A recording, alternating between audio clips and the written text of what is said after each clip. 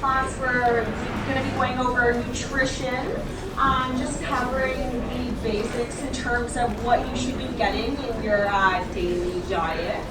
So first and foremost, we know vegetables are super important. It's estimated that you should be getting in about.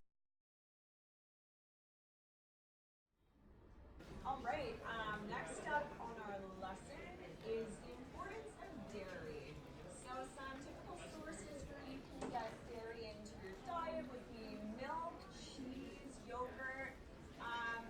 I'd say, 3 or 4 glasses of milk a day would probably cover the amount of dairy that you would need.